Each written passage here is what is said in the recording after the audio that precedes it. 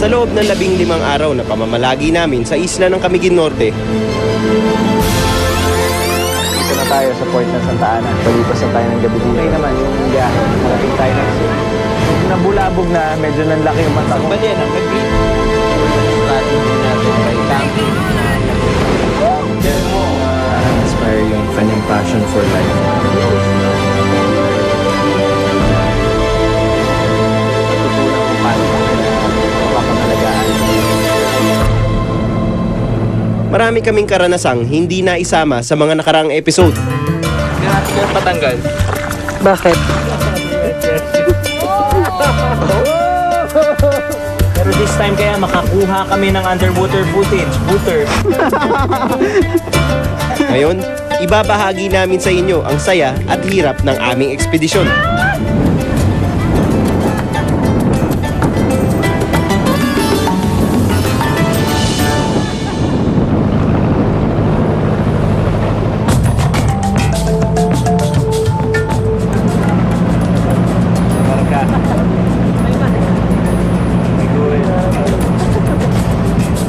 Patawid pa lang ng isla, pasabak na kami. Sa lakas ng alon, challenge ang pag-shoot.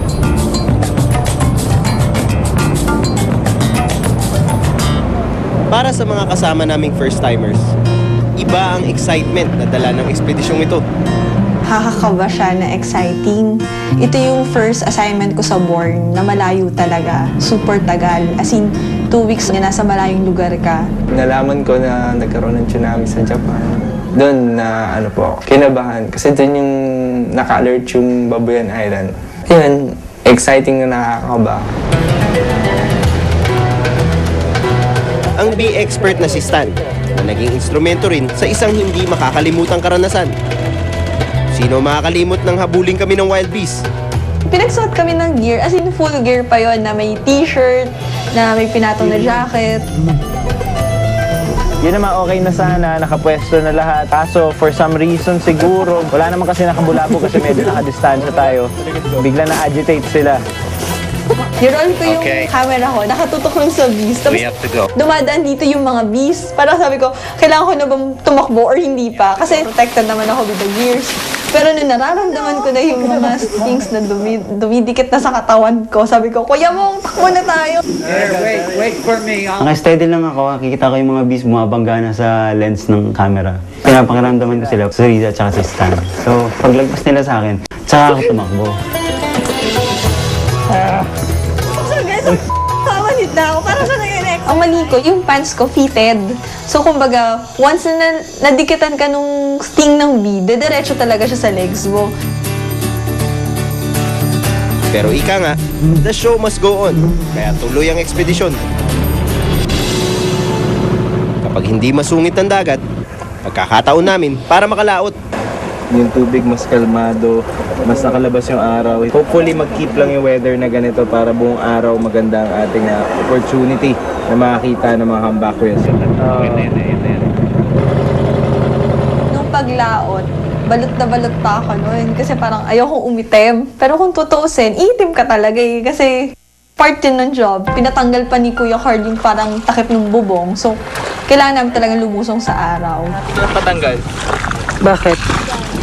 Hindi, kasi hindi natin makikita yung Liena. Takpan mo na lang ng trapal yung mga kailangan takpan.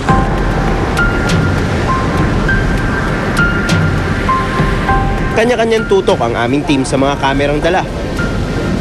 Kanya-kanyang diskarte para makakuha ng video. Nang mapagbigyan kami ng pinakamalapit naming sighting,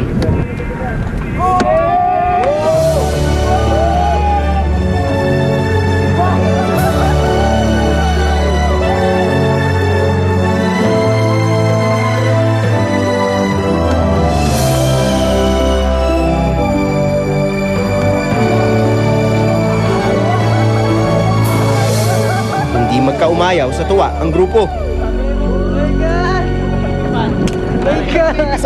Napaka-close ng ating encounter. Napaka-positive nitong araw na to. Papunta nga dito, bago natin.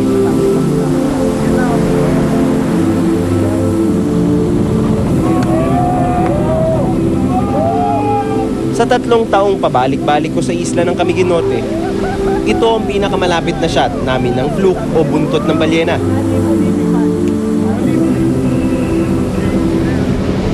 So, we're calling it a day.